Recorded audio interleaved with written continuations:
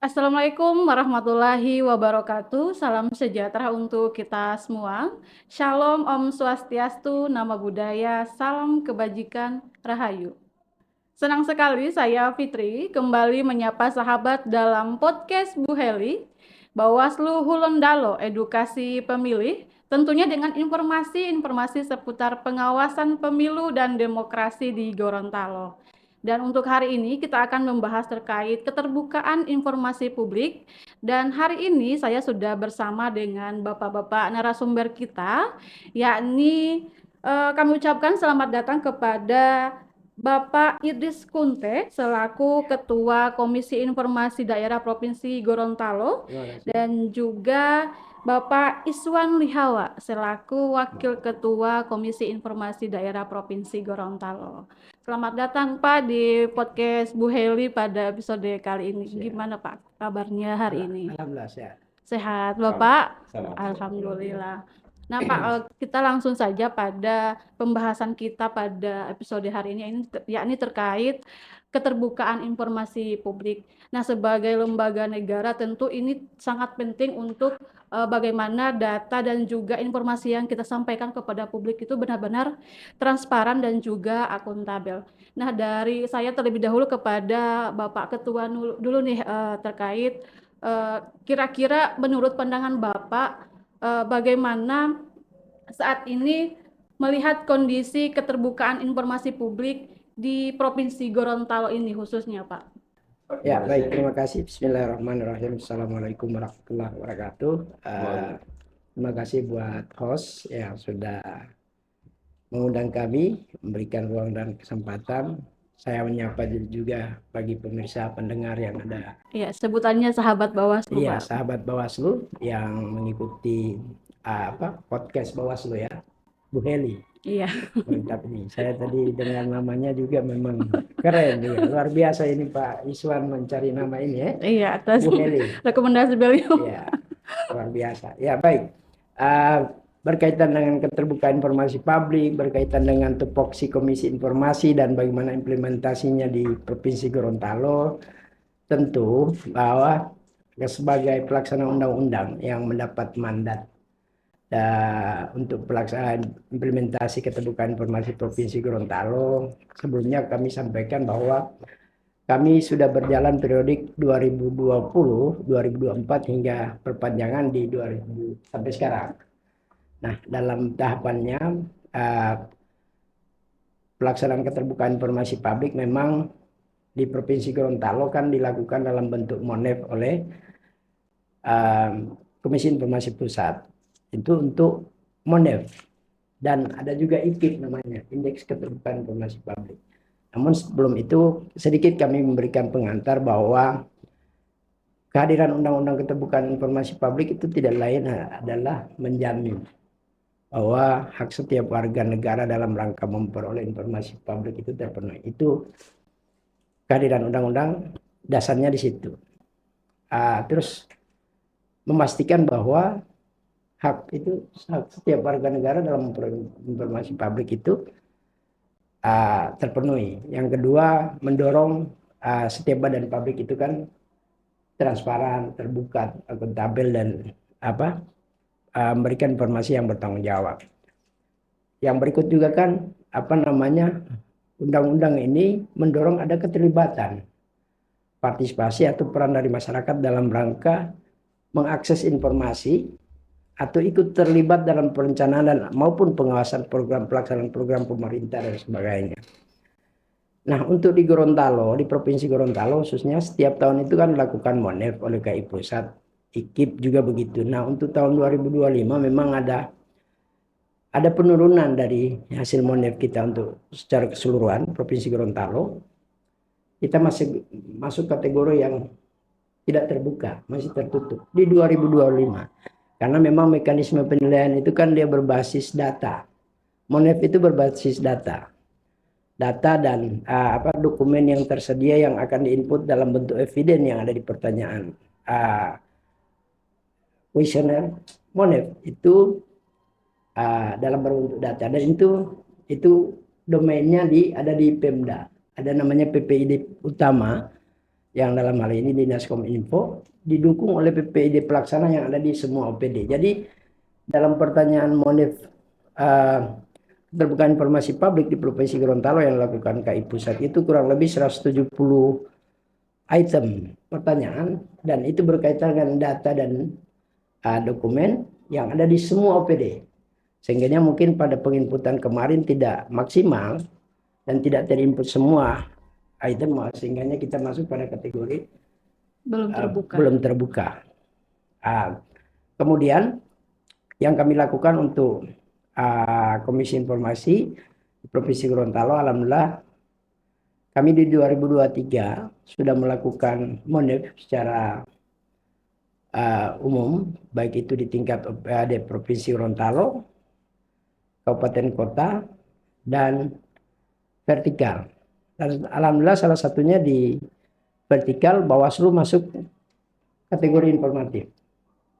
Luar biasa, itu perlu kami apresiasi, dan Bawaslu sudah ketiga tahun berturut-turut meminta secara inisiatif juga mandiri, monif mandiri, dan kali ini ada monif mandiri juga tahun ini dari Bawaslu sudah berkoordinasi dengan kami. Insya Allah tahapan awal itu akan melakukan kunjungan asistensi di semua PPD kabupaten kota. Itu kami akan turun dalam waktu dekat seperti itu. Baik. Itu yang dilakukan Komisi Informasi. Alhamdulillah, meskipun monif secara reguler pada umumnya tidak berlanjut pada tahun-tahun karena keterbatasan anggaran seperti itu. Yang berikut juga kendala lain kenapa hasil IKIP dan monif kita itu di bawah Provinsi Gorontalo, memang perlu kami tegaskan, sampaikan, ini terbuka aja bahwa dalam pertanyaan dalam monif itu ada berapa? Kurang lebih 20-30% itu pertanyaan berkaitan dengan komitmen pemerintah daerah dalam rangka mendorong keterbukaan informasi publik perihal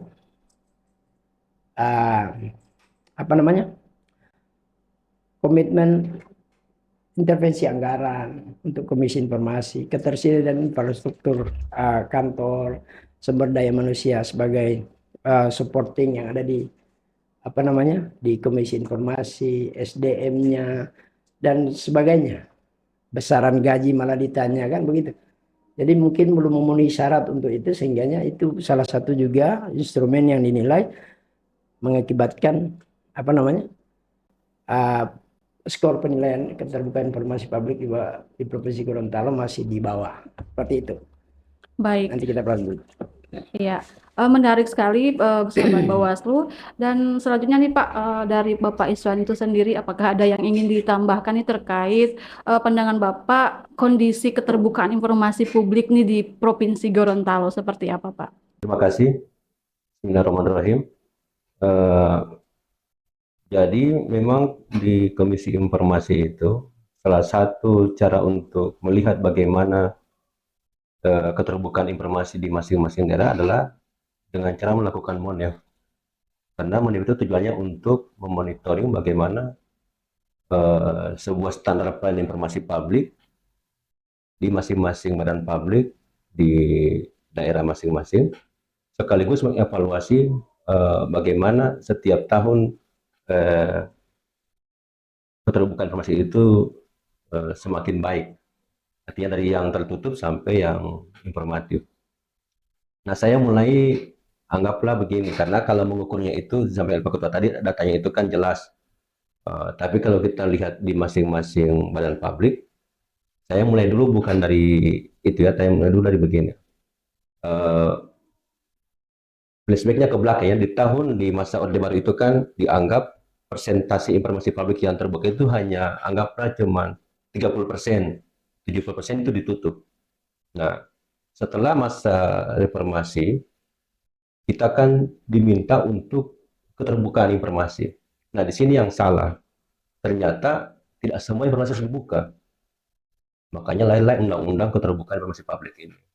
Karena pada saat dibuka itu justru rahasia negara terbuka, iya, kebablasan. Artinya pada saat transparansi itu, masa transparansi dianggap harus dibuka, justru ada kesalahan di situ. Kok semuanya harus dibuka? Ya, bahkan resep makanan apa semuanya harusnya itu milik pribadi seorang, dikasih ke orang lain, apa data KTP dikasih ke orang. Nah, ini yang kemudian yang saya anggap tidak bisa diukur oleh oleh kami. Tetapi saya anggap itu wilayahnya masyarakat belum tahu bagaimana undang-undang ini diimplementasikan. Ya kan? Nah, itu juga yang menjadi saya punya gambaran. Ini gambaran pribadi saya terkait bagaimana sih pengimplementasian undang-undang ini di badan publik. Yang saya lihat itu bukan badan publiknya, tapi pelaksananya itu PPID. Nah, kami lihat dari sejak kami melakukan monef di Provinsi Gorontalo, itu PPID itu masih melekat di humas. Ya, begitu ya. Artinya mereka tidak tahu PPD ini apa, apakah sama dengan humas apa. Padahal mereka itu harusnya memiliki ruang tersendiri untuk melakukan pelayanan ataupun pendistribusian informasi publik, baik yang mereka terima, yang mereka ini bahkan mereka arsipkan, bahkan ada yang meminta pun mereka harus mampu mengetahui apakah informasi ini layak diberikan atau tidak bisa diberikan. Kalaupun diberikan, ketentuannya haruskah dia berikan, bagaimana caranya? Itu yang kemudian saya lihat dari dari proses pelaksanaan monef, ternyata yang masih bermasalah tadi itu di PPID.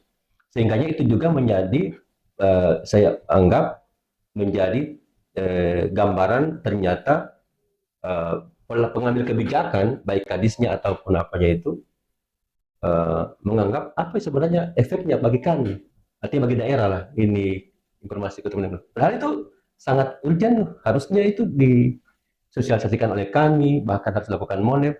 Dan sampai hari ini pun terbukti masih ada saja masyarakat yang menganggap kami itu sepertinya birokrasinya berbelit-belit. Terbukti kemarin ada yang melaporkan kasus terkait permohonan informasi di salah satu badan publik, tapi tidak diberikan, langsung mereka minta ke dewan. Harusnya kan, padahal kan sudah dengan petunjuk. Kalau lihat kami pasti dimudahkan. Tapi mereka menganggap ini KIP itu seakan-akan apa namanya eh, lagi lama, lagi prosesnya begini, ya kan? Nah, itu yang kemudian saya lihat kami sudah melakukan proses monef di masing-masing badan publik, tapi kok masyarakatnya banyak yang tidak memohonkan informasi ke badan publik. Bahkan banyak juga yang kemarin di tahun kemarin itu kami dapati ternyata mereka hanya memohon informasi itu atau mensekitakan itu di ombudsman. Artinya salah kaprah. Ombudsman kan pelayanan pelayanan publik. Kalau kami pelayanan informasi publik.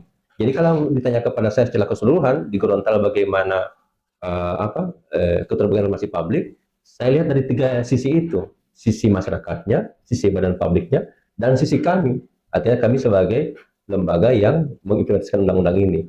Dari masyarakatnya itu memang belum mengetahui bagaimana hak mereka itu harusnya mereka dapat itu terpenuhi itu ataupun ini. Yang kedua, badan publik itu patuh terhadap standar lain informasi publik yang dijalankan. Dan yang ketiga kepada kami, ya kami dianggap sesuatunya yang dianggap hanya ya seperti dianggap tidak belum kalau perlu seandainya efisiensi kami efisiensi juga. Akhirnya dianggap tidak memiliki dampak yang efektif bagi pembangunan di daerah, padahal tidak ya seperti itu. Itu yang saya sampaikan bahwa dari tiga instrumen tadi sesuai undang-undang ya, PPID-nya atau badan publiknya, kemudian masyarakatnya atau pemohon informasi, dan kami sebagai lembaga komisi informasi, itu bagi saya di Gorontalo itu masih dianggap belum menuju formatif, bahkan masih badan papia tertutup, masyarakatnya tidak tahu, dan kami juga ya dikebiri. Mungkin itu. Sebenarnya kondisi kita semua saat ini memang masih sama ya Pak ya. Ya baik. Nah kemudian Pak, kita terkait lembaga kami di Pak Bawaslu, tentu kan kami juga tidak hanya dituntut untuk bersikap profesional, akan tetapi juga dituntut bagaimana kami bisa terbuka kepada masyarakat terkait proses-proses demokrasi di Provinsi Gorontalo. Nah, kira-kira nih dari pandangan KIP itu sendiri untuk keterbukaan informasi publik di Bawaslu kami ini sudah sejauh apa nih Pak perkembangannya? Iya, tapi sebelumnya saya mau sampaikan sebenarnya eh, keterbukaan itu juga bagian dari profesionalitas dalam bekerja. Jadi jangan dipisah gitu. Bahwa kita hari ini sudah profesional tapi kita kan begitu. Jadi ya, itu include di dalamnya. Mbak Ibu, Bawaslu tidak akan profesional kalau tidak terbuka, kan begitu. Tidak transparan, kan begitu. Nah, jadi begini, kalau ini kan bicara uh, khusus Bawaslu, seperti yang kami sampaikan tadi, salah satu badan publik vertikal yang ada di Provinsi Gorontalo yang aktif untuk meminta di Monef itu Bawaslu, dan aktif berkoordinasi, selalu aktif berkolaborasi dengan Komisi Informasi itu salah satunya Bawaslu. Kami sering diberikan kesempatan ruang untuk sebagai pemateri narasumber di setiap tahapan kegiatan yang berkaitan dengan keterbukaan informasi publik yang ada di lingkungan Bawaslu, baik itu di tingkat kabupaten maupun provinsi. Itu satu. Yang kedua, memang masih ada juga beberapa hal yang perlu dibenahi dan ditingkatkan, misalnya pelayanannya, ya kan. Yang kedua, inovasinya tentang keterbukaan informasi publik itu juga, meskipun kemarin di beberapa kali penilaian baik secara reguler maupun secara mandiri, Bawaslu mendapat memenuhi standar informatif menurut penilaian secara Monef dari kami, namun paling tidak semuanya sudah berjalan dengan sesuai prosedur. Masih ada beberapa hal yang perlu dilengkapi dan perlu ditingkatkan. Contoh misalnya belum semua kabupaten kota sesuai pandangan tinjauan kami kan yang punya standar layanan informasi publik untuk disabilitas misalnya. Nah, mudah-mudahan sekarang kalau di Monef 2026 ini mungkin sudah semua, kan begitu. Kami belum pantau juga. Yang berikut ada persoalan data dalam bentuk eviden yang kemarin masih dalam penginputannya masih terjadi beberapa kesalahan dan sebagainya, itu juga masih penilaian kami yang masih perlu diperbaiki lagi. Kemudian dalam keterbukaan misalnya ada permohonan-permohonan informasi sampai hari ini juga di Komisi Informasi Provinsi Gorontalo memang belum ada yang berkaitan dengan permohonan atau sengketa dengan Bawaslu. Pak Wakai kita belum pernah. Jadi dari kategori penilaian kami selama proses ini kurang lebih 3 tahun Bawaslu intens melakukan koordinasi, berkolaborasi, bahkan melibatkan kami di setiap momen penilaian. Mungkin itu. Baik, dari Bapak Iswan. Oh iya. Ya, memang tujuan dari Monef itu kan untuk mengukur tingkat kepatuhan badan publik. Nah, khususnya untuk Bawaslu, saya justru melihat ada malah lebih maju ya. Artinya begini ya, kultur yang kami gunakan di sini itu masih kultur yang sifatnya juga meraba-raba bagaimana keterbukaan masih di masing-masing. Artinya begini, kalau kita samakan dengan yang lain itu walaupun nilainya bagus, tapi Bawaslu meresponnya dengan memberikan hasil laporan akhir ya. Biasa begitu kan, dikasih ke agama itu. Itu bentuk evaluasi untuk menilai ke depannya bagaimana ya. Artinya malah kami yang jadi serba salah. Ketika kami ditampung itu untuk jadikan untuk referensi ke depannya menilai Bawaslu, kan dievaluasi dari situ kan. Apa yang kurang, apa yang tambah. Kami yang jadi serba salah karena yang lain tidak memberikan itu. Maksudnya badan publik yang lain, walaupun yang lain itu masuk kategori informatif. Jadi saya pikir Bawaslu itu termasuk selangkah lebih maju dari yang kami standarkan kepatuhannya. Itu maksudnya. Ya, saya harus akui itu bahwa saya tiba-tiba kaget ketika datang ke sini diminta, Pak, ini ada laporan dari saya bilang, ini justru memenuhi standar. Artinya standar yang harus digunakan itu harusnya begitu. Tapi kami artinya tidak harus kami minta kan. Mereka sendiri yang menyampaikan bahwa ini laporan. Itu bentuk bahwa setelah dimonitoring, dievaluasi. Evaluasi itu adalah hasil yang sudah selesai, kemudian kami evaluasi lagi, ya kan? Ya. Tapi yang lain tidak sebut. Makanya saya bilang, khususnya vertikal yang Bawaslu ini, sudah selangkah lebih maju dari badan publik yang vertikal lainnya. Baik. Nah, dalam melakukan apa yang disampaikan tadi itu terkait evaluasi dan juga monitoring. Nah, kira-kira ada indikator tersendiri nggak Pak untuk menilai ini sudah terbuka atau belum di masing-masing instansi? Ya, kalau pertama sebenarnya penilaian paling besar dalam hal monitoring itu adalah komitmennya. Nah, di sini memang saya lihat komitmen dari pimpinannya Bawaslu itu memang betul-betul sangat dia sangat menjaga marwahnya selama dia memimpin itu betul-betul harus ya minimal dia tidak harus mencapai nilai informatif apa namanya bukan melihat nilai rankingnya itu tapi dia baru disiplin di situ itu terbangun bahkan dia minta kepada kami untuk eh, bukan cuma mereka yang naik bukan cuma provinsinya tapi juga kabupaten makanya ini ke depan apa mulai sudah jalan ya ke depannya ini sudah akan melakukan monif di masing-masing kabupaten Bawaslu yang ada di kabupaten itu menandakan bahwa nilai untuk monitoring itu yang paling utama itu adalah pada komitmen pimpinannya. Persoalan bahwa inovatif apa sama itu hanyalah penyempurna.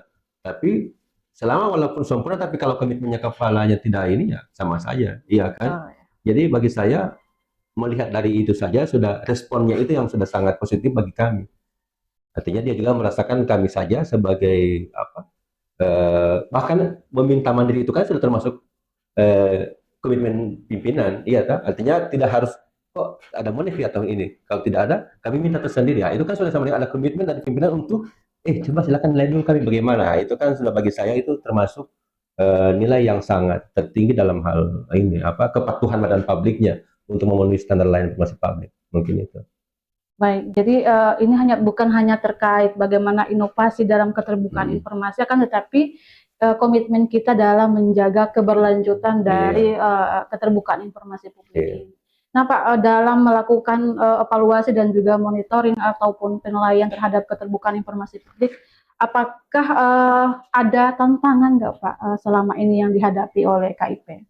Ya, sebenarnya begini, kenapa tahun 2024-2025 kami tidak sempat melakukan monef secara reguler, secara umum, kendalanya ada memang, keterbatasan anggaran. Karena memang dalam satu tahapan itu kan tahapan ada namanya asistensi, kemudian ada namanya verifikasi. Verifikasi itu kita harus turun ke lapangan, menyesuaikan data yang diinput, kita harus ada faktual. Karena kita turun lapangan itu kan penilaian dan sebagainya butuh ketersediaan anggaran dan sebagainya. Itu yang di 2 tahun terakhir kami tidak dapat support itu, intervensi anggaran yang terbatas sehingga itu salah satu kendala utama sih yang kami hadapi. Kalau persoalan kendala eksternalnya itu memang pada saat penginputan. Penginputan itu kami sering mendampingi sampai berulang. Untuk dalam penilaian itu kan ada range waktu yang kami beri, ada range waktu yang kami pun dampingi secara teknis pengisian. Jadi ada eviden yang sudah double pengisiannya, ada sudah input di nomor sebelumnya masuk lagi di nomor berikutnya. Karena memang ada keterbatasan pemahaman secara lebih detail dalam penginputan eviden itu dari PPID pelaksananya. Sehingganya itu salah satu kendala. Jadi memang kan ada sekian banyak itu pertanyaan. Dan ada pertanyaan yang nyaris kalau tidak di secara detail itu sama, terkesan sama. Padahal jawabannya berbeda gitu. Sehingganya harus ada itu kendala yang sering terjadi di tingkat PPID sebagai tim teknis penginputan data saat monef. Begitu ya Pak Isan, kita sering mengalami seperti itu. Nah, terkait keterbukaan informasi nih Pak, tentu ini juga sangat penting agar masyarakat ini turut berpartisipasi dalam mendorong keterbukaan informasi. Kira-kira dari KIP ada nggak Pak kegiatan-kegiatan yang dilakukan untuk bagaimana mendorong masyarakat agar punya kesadaran dalam mendukung keterbukaan informasi publik ini? Ya, memang dalam undang-undang itu kan hadirnya undang-undang itu harapannya bahwa partisipasi masyarakat itu penting. Baik dalam mengambil peran dalam pengambilan kebijakan, partisipasi dalam pengawasan, pelaksanaan pembangunan, pelaksanaan pemerintahan oleh pemerintah kan begitu.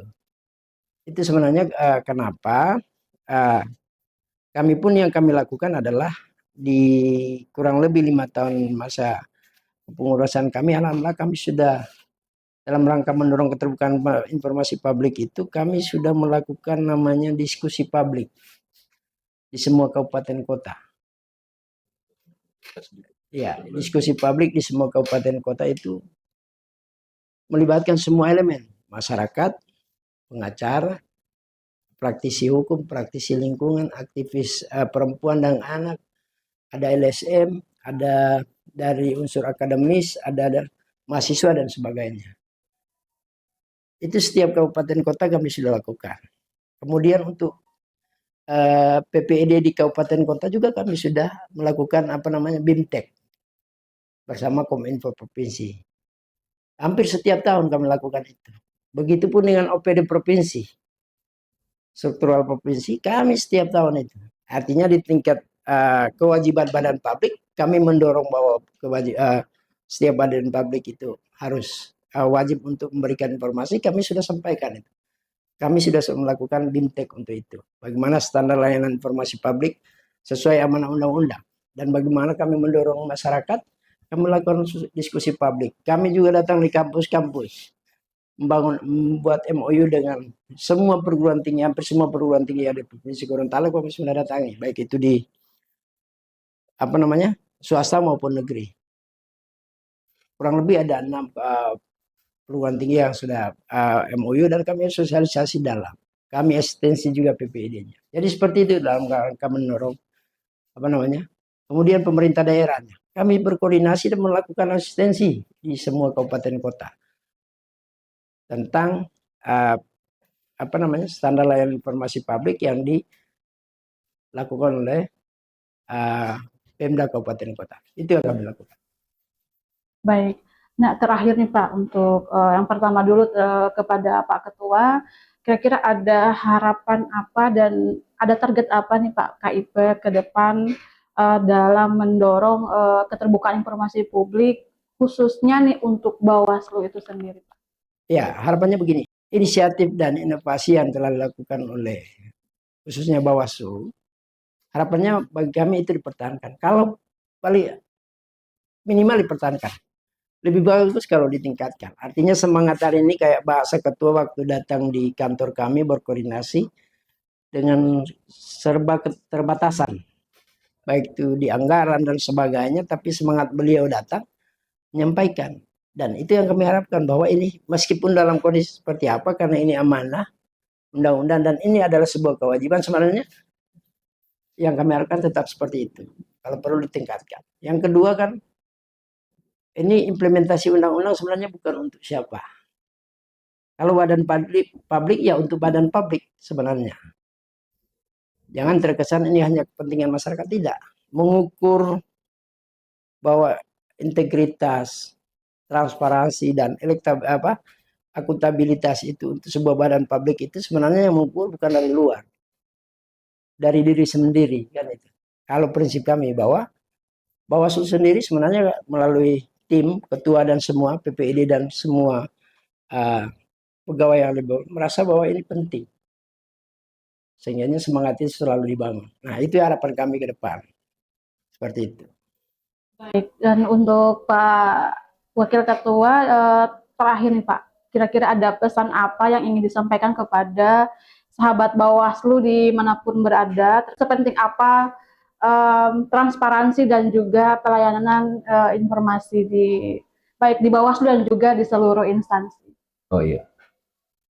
Jadi saya memberikan dulu yang umum, kemudian saya konfirmasi dulu. Iya. Artinya begini, saya konfirmasi dulu ya.